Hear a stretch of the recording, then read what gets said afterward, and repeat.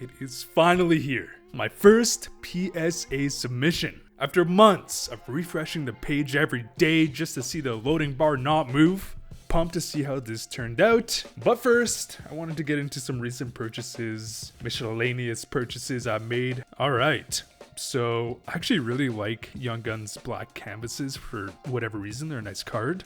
I'm a big believer in Byfield.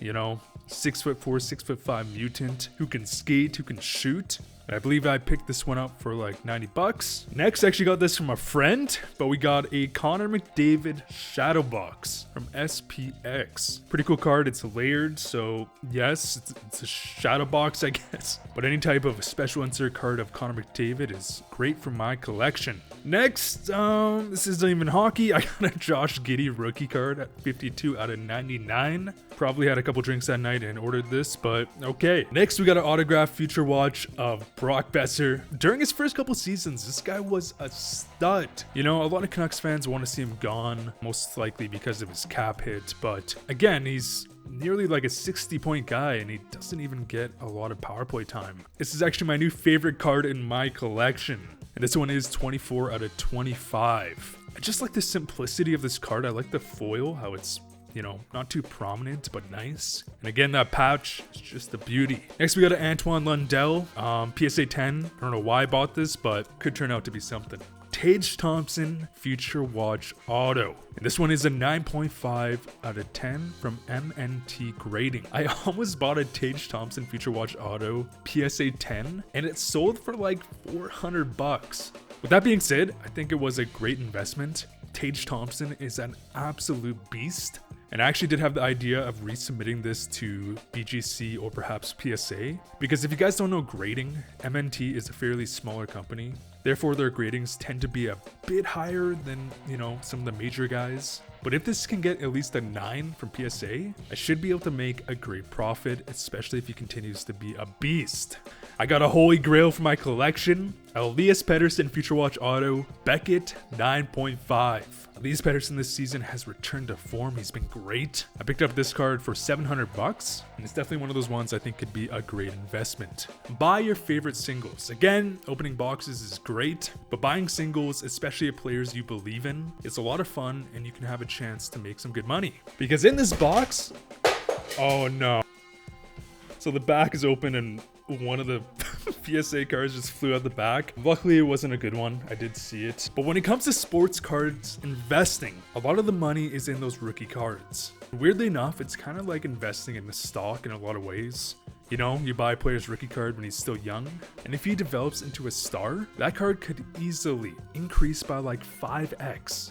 However, if they end up being a bust, that card could also be worth nothing. Okay, so this is another card I pulled. Sidney Crosby Honor Roll, 235 out of 259. And if you guys aren't too familiar with grading, there is a big difference between 9 and 10, and an even bigger difference between 8 and 10. So of course you're really hoping for those 10s, but I do really like this card. I'll take a 9, whatever. I sent in 2 cider cards, so this is the first one. What? Not a good sign. The other cider was maybe a little better. Okay, so we got our Owen Power canvas, which I pulled out of the box break. 10. Nice. Owen Power with a big future there in Buffalo. He himself is also a mutant. Okay, next card up, we got a Mason McTavish canvas. What do we got? 10. Nice. I'm a big fan of Mason McTavish. He kind of plays that old school physical game. He single-handedly won Canada that gold medal. And if you guys are wondering what the pricing of... Oh, we got a big boy.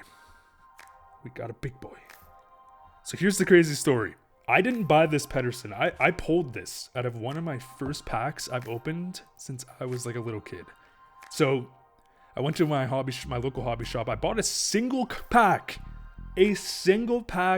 of whatever set this was. I think 2018, 2019 Series 1. This was back when I was still very broke, you know, uni student. And I actually remember I contacted Ziri.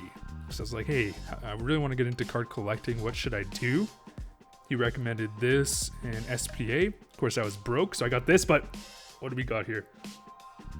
Yes! So if you look at what I paid, because I think I paid, I don't know, what do single packs even go for? $3 or $4? I don't even remember. This card is now worth roughly 250 bucks.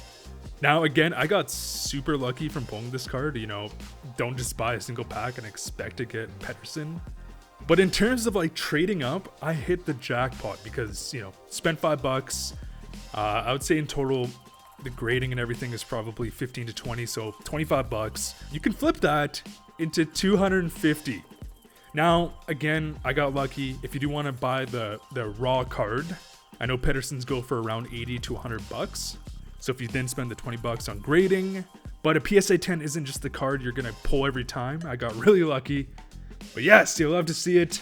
Vancouver is, of course, my biggest personal collection. So I will take that. Okay, we got Dawson Mercer, Mason McTavish, base Young Guns. We got a 10 on the canvas. Wow. Okay, so this has actually been pretty brutal, but I think we can make up for it because I haven't pulled out some of the bigger cards here. Okay, so we got a Moritz Sider. I sent in 2. Base Young Guns. Yes, PSA 10 Moritz Sider. So Sider sales have been kind of going up and down, a bit turbulent. But I am a believer in Sider. I know you can pick up one of his Young Guns for like 50 to 70 bucks.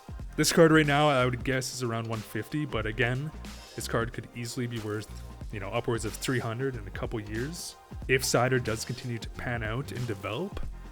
Okay, we got another Red Wing here, Lucas Raymond. Yes. Okay, I was very unsure about this one. I guess it does. I guess it is mint. Hey, if it's mint, it's mint. But again, I had bad luck when it came to pulling Raymonds. So we'll take a 10. So if anything, this could be the time to buy him if you do believe in him.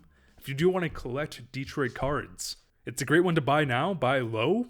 Because again, it could easily triple in value if he does pan out. Okay, hometown boy, Jake Neighbors, Canvas Black. These ones are really hard to get a 10 on. So 8. I thought at least, I mean, the corners do have a little bit of chipping. I don't know about that, but okay. PSA 8. Okay, I saw the corner of it. This is my last one. This is the biggest one. This is the only card I bought loose to send in.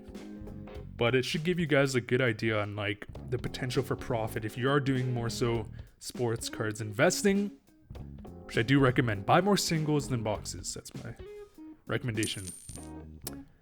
Okay, so I picked up this card for 170 bucks. PSA Mint 9.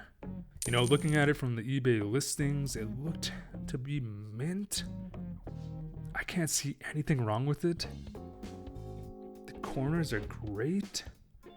Could be a surface issue, you know? That's the hardest one to detect. With that being said, again, I paid $170. We'll just say $20 all in for the grading, including shipping, you know, spread out amongst all these cards. If Sorokin wins the Vezina, for example, you know, in my opinion, he's the go-to guy right now. This card could easily double for what I spent, including the PSA order. Okay, so I just have to do a quick math test. 4 plus 2, 5. And who's it gonna be? Who's it gonna be? What is this website? Man, I need to clean my screen. Sorry about that. Okay, here we go. Jaden Mangles. Congratulations, you are the winner. Email me at this email and do it from the same email that you used for this account. That way I should be able to verify it. More giveaways down the line. And as always, thanks for watching.